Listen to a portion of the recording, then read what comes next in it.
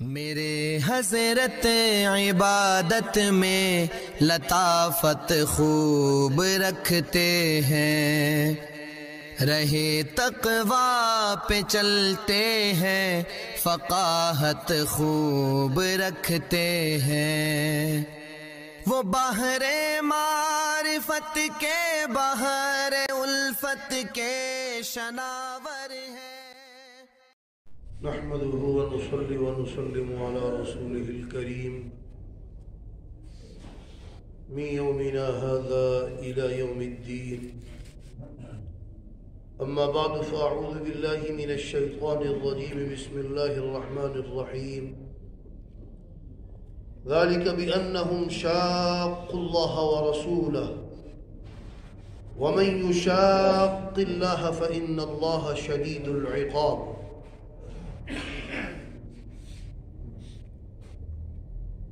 یہود بنی نذیر ان کا واقعہ چل رہا تھا۔ اس سورت کو سورت الحشر بھی کہتے ہیں، سورت بنی نذیر بھی کہتے ہیں۔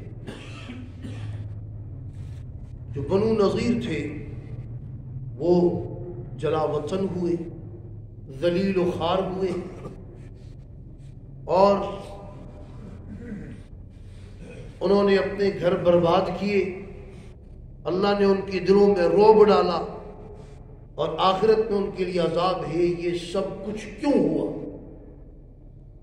اس لیے کہ انہوں نے اللہ کے رسول کی مخالفت کی۔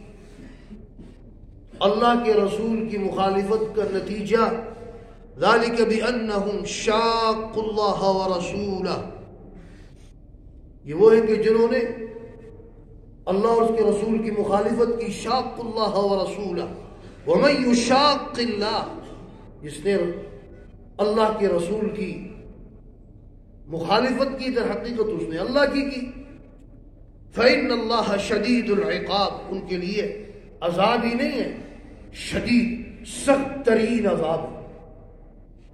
ما قطعتم من لینہ، آپ نے نہیں کاٹے مگر آپ نے جو درخت کھجور کے تھے۔ توجہ کرنا، یہاں پر ایک اہم مسئلہ یہ ہے کہ آیا آدمی انسان اگر جنگ کا موقع ہو تو جنگ کے موقع میں کافر کے مال کو نقصان پہنچا سکتا ہے؟ آپ صلی اللہ علیہ وسلم نے 22 دن کو محاصرہ کیا۔ 22 دن کے بعد آپ نے کہا ان کے درخت کاٹ دو۔ کچھ درخت کاٹ دیے گئے، جلا دیے، ان کو جلاؤ۔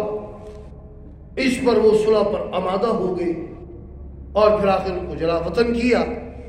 اس پر منافقین نے اعتراض کیا، کچھ مسلمان بھی آگے کہ مال کا اس میں کیا قصور تھا، مال کو کاٹ دیا، جلا دیا۔ اللہ تبارک و تعالیٰ کی طرف سے تردید، آپ نے جو درخت کاٹے ہیں، او ترکتموہا قائمتن، یا آپ نے ان کو چھوڑ دیا علی اصولیہ، ان کی جڑوں پر، فبإذن اللہ، یہ اللہ کے حکم سے کیا ہے۔ اللہ نے آپ کے دل میں یہ بات ڈالی، آپ کے دل میں یہ القاء کی، آپ اللہ کے نبی ہیں۔ فرمایا وَلِيُخْزِيَ الْفَاسِقِينَ، تاکہ فاسقین کو رسوا کرے۔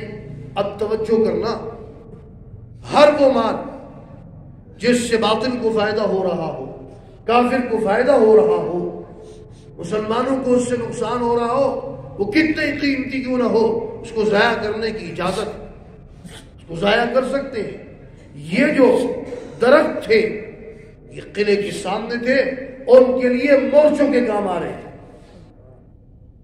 اور آمدنی کا ذریعہ بھی تھے، اس لیے ان کو کاٹنا بالکل ٹھیک تھا۔ فرمایا وما افاء اللہ علی رسولہ منہم، اور وہ مال جو اللہ تبارک و تعالیٰ نے عطا کیا، دیا اپنے رسول کو۔ وما افاء اللہ، مال فے کیا ہے؟ مال فے اور مال غنیمت میں فرق ہے۔ مال فے وہ مال ہے کہ مجاہدین لشکر اسلامی اس کی مڑبھیڑ نہ ہوئی ہو، لشکر اسلامی اس نے لڑ کر مال حاصل نہ کیا ہو، بلکہ بغیر لڑائی کے یہ مال ان کے ہاتھ لگ جائے تو اس مال کو مال فے کہتے ہیں۔ اور مال غنیمت وہ ہے جس کے اندر لشکر اسلامی اس کو مشقت اٹھانی پڑی ہو، لڑائی ہوئی ہو، اس کے بعد جو مال آئے اس کو مال غنیمت کہتے ہیں۔ جو مال فے ہے وہ مجاہدین کی ملکیت نہیں اور ان میں تقسیم نہیں کیا جائے گا، اور یہ جو مال فے ہے یہ سرکار کے زمانے میں سرکار کی ملکیت نہیں، سرکار کے استعمال و اختیار میں تھا۔ توجہ کرنا، ملکیت سرکار کی بھی نہیں تھی، ہے آپ کے اختیار میں تھا، اللہ نے اختیار دیا۔ وما افاء اللہ علی رسولہ، تو مشقت اٹھانی پڑی ہو، لڑائی ہوئی ہو، اس کے بعد جو مال آئے اس کو مال غنیمت کہتے ہیں۔ جو مال فے ہے وہ مجاہدین کی ملکیت نہیں اور ان میں تقسیم نہیں کیا جائے گا، اور یہ جو مال فے ہے یہ سرکار کے زمانے میں سرکار کی ملکیت نہیں، سرکار کے استعمال و اختیار میں تھا۔ توجہ کرنا، ملکیت سرکار کی بھی نہیں تھی، ہے آپ کے اختیار میں تھا، اللہ نے اختیار دیا۔ وما افاء اللہ علی رسولہ، مال فے وہ ہے منہم فما اوجفتم، جس پہ نہیں توڑا علیہ ان پر، من خیل، تم نے گھوڑے، ولا رکاب، نہ اونٹ، میں اس پر مشقت نہیں اٹھانی پڑی۔ ولیکن اللہ یسلط رسلہ علی من یشاء، لیکن اللہ تبارک و تعالیٰ نے اپنے رسولوں کو اس پر مسلط غلبہ دیا ہے، اللہ جسے چاہتا ہے دیتا ہے۔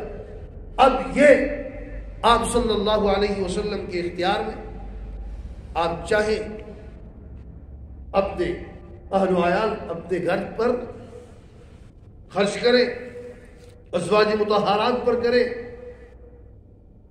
فرمایا واللہ علی کل شیء قدیر، اللہ تبارک و تعالی ہر چیز پر قادر ہے۔ آگے مال فے کے مصارف کا بیان ہے۔ ما افاء اللہ علی رسولہ من اہل القری، وہ مال جو اللہ نے عطا فرمایا اپنے رسولوں کو، من اہل القری، بستیوں میں سے۔ کون سی بستیاں؟ حضرت ابن عباس رضی اللہ تعالیٰ عنہ کی تفسیر ہے، بستیوں سے مراد مدینہ منورہ کے ارد گرد کی جو بستیاں ہیں، خیبر ہے، فدق ہے، اسی طرح ینبع تھا، اور کافی بستیاں تھیں، ان سے جو مال آئے سب مال فے تھے۔ من اہل القری فللہ، یہ مال فے اللہ کے لیے۔ اللہ کے لیے اس کا کیا مطلب؟ مفسرین نے اس کی کئی تفاسیر کی۔ فللہ، مال اللہ کے لیے، اللہ کو تو ضرورت نہیں۔ فرمایا کہ اللہ کے لیے مطلب یہ ہے کہ اللہ اس میں برکت دے۔ نمبر دو، اللہ کے لیے ہے، مفسرین فرماتے ہیں اللہ کے لیے مطلب یہ ہے کہ اس سے مدارس، مساجد قائم کرو، اللہ کے لیے۔ وَلِلرَّسُولِ، اور یہ رسول کے لیے ہے۔ آپ صلی اللہ علیہ وسلم جسے زکوٰۃ ہے، زکوٰۃ استعمال نہیں کر سکتے سید، لیکن مال فے اس سے اپنی ضرورت پوری کر سکتے ہیں۔ مال فے کون کون لے سکتا ہے؟ اس میں کون ہے؟ ولی ذی القربہ، اس میں ہے آل عباس، آل علی، آل جعفر، آل عقیل اور آل حارث۔ حارث خود مسلمان نہیں ہوئے لیکن ان کی اولاد سب کی سب وہ داخل ہے اس میں، اور بالاتفاق امت کے اتفاق ہے آل محمد آپ صلی اللہ علیہ وسلم، آپ کی جو ازواج مطہرات ہیں وہ آپ کی آل میں شامل ہیں۔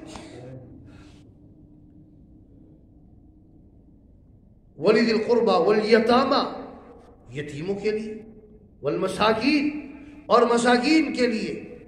مساکین کی تفسیر کی ہے، دو تفسیریں۔ ایک تو مسکین اسے کہتے ہیں کہ جس کے پاس مال نہ ہو، لا مال لہ، مال ہو ہی نہیں اس کے پاس، اور دوسری تفسیر یہ ہے کہ نہیں، مال ہے لیکن ضرورت اس سے پوری نہیں ہو سکتی، ضرورت نہیں پوری ہو سکتی۔ اب ضرورت کیا چیز ہے؟ ضرورت سے یہ ہمارا فیشن نہیں مراد آج کل کا، شریعت کی اصطلاح میں ضرورت سے 3 چیزیں مراد ہیں۔ کھانے پینے کے لیے اس کے پاس ضرورت کے مطابق نہیں ہے، پہننے کے لیے ضرورت کے مطابق نہیں ہے، رہنے کے لیے اس کے پاس گھر ضرورت کے مطابق نہیں ہے، بس یہ ہے ضرورت۔ تو فرمایا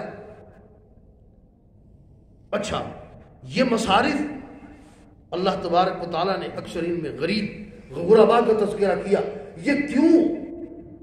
آگے وجہ بتلائی، کئی لا یکون دولتم بین الاغنیاء منکم، اس کی وجہ یہ بتائی تاکہ ایسا نہ ہو کہ یہ مال گردش کرتا رہے تم میں جو مالدار ہیں ان کے درمیان، مالداروں کے درمیان یہ گردش نہ کرتا رہے، غریبوں تک بھی اس کا فائدہ پہنچے۔